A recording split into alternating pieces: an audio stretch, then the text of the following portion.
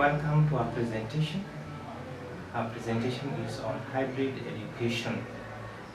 We are looking at hybrid education as a new dawn for underdeveloped countries in Africa. Your presenter is none other than Peter Kinyanjui, Master of Education, Kenyatta University. We may require to ask ourselves, what is hybrid education? Many different writers have come up with a different understanding and definition of the term hybrid education.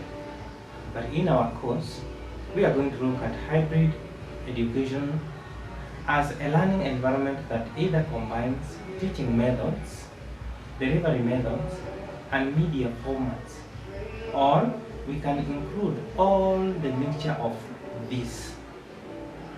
But hybrid education means saying it is a mixed method approach of learning. Why do we say so? It is an integrated experience which involves a mixture of online and face-to-face learning. In other words, it is a mixture of e-learning and traditional methods of learning, as illustrated by the picture alongside. Then we ask ourselves, why Africa? A significant number of countries in Africa require hybrid education because majority of people live in remote villages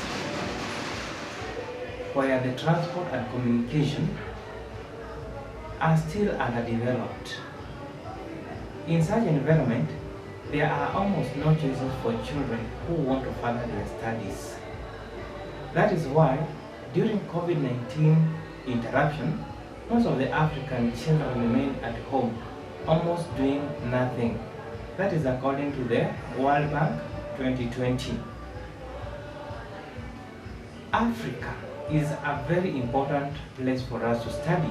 We are saying hybrid education has become a more preferable learning approach in the remote places because through it, students can acquire the knowledge from distant teachers. It could be dedicated to providing distant learning services to learners who are living in the remote areas. There are several possible arrangements that could be done to enhance this new teaching strategy. That is according to Mueller 2012. The learners can study at their own paces by accessing online courses material, and where necessary, both the teachers and the learners can meet in class for further collaboration and deliberations. Let us try to think about this in a conceptual framework.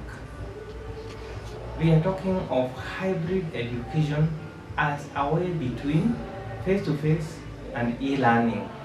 But what is face-to-face learning? We are talking of a class session that takes place 100% in the traditional brick-and-mortar learning space, and technology may or may not be used to enhance learning. On the other extreme, we have e-learning, and in e-learning, we are talking of nearly all instruction, interaction, and activities take place online 100% and may include the synchronous or asynchronous learning activities. So coming way between, we have the hybrid education where online and face-to-face instruction are blended with a substantial seat time in the traditional learning space substituted with the internet-based activities. As a blended learning experience, then, we are saying hybrid education might be thought of as a broader online learning spectrum as represented in the figure above. The communication and transportation of the learning material to remote Africa. One method that we recommend is the use of postal services, where the learners are going to mail the report to their teachers using the postal services, and the teachers will communicate to the learners using the same postal services. Another method is internet services, where the material will be transmitted electronically to the learners in remote areas and vice versa. Then we have the telephone services, This is centralized telephone network which will be used for individualized assistance of learners. Finally, we are talking of educational broadcasts, and this involves the radio, the television, and even the mass media. But how do we handle the content? We have two proposed solutions. One of the solutions is proper documentation. This involves printed materials such as lecture notes, we have journal papers, assignments, and even the examination from respective institutions. It is necessary to standardize the document format so that a software application can handle them appropriately. Then we think about synchronization approach, and in this one, we involve the replication of course material in the students' personal computers, or at least the regional office, so that the student can synchronize their computers with the central server located at the regional office. Designing a hybrid education. There are factors that we have to consider as we design hybrid education. One of them is communication services. This will enhance transmission of course material to and from the learners. Factor two, we are looking at the cost of the communication, and this will enhance the cost-effective postal and internet services. We have factor number three, openness of document. Hybrid document format should be encouraged. Factor number four, we have synchronization approach, and this will help in tracking changes in the assignment done by the learners.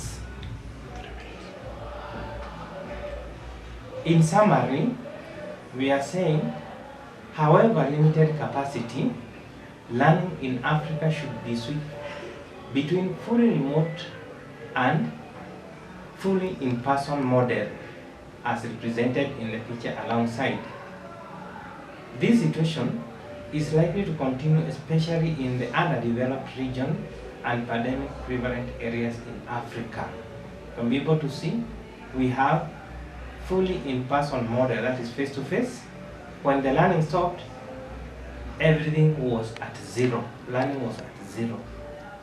When people were encouraged to go to remote mode of teaching, the learning became 100%. But with the demand to go back to face-to-face teaching, the learning went back to zero. So we need to oscillate between hybrid model, where we incorporate the face-to-face and remote learning. In conclusion, we can say, 1, hybrid education is an ideal learning strategy for remote Africa. 2, it can resolve the issue of transport and communication, which is a major problem in the continent. 3, it is best method of reaching the learners, especially at this time of COVID-19 pandemic. 4, this mode of learning allows a flexible approach to learning process performed collaboratively by the student and the teacher. This is my presentation, the end of my work. For all those who attended my presentation, I say thank you.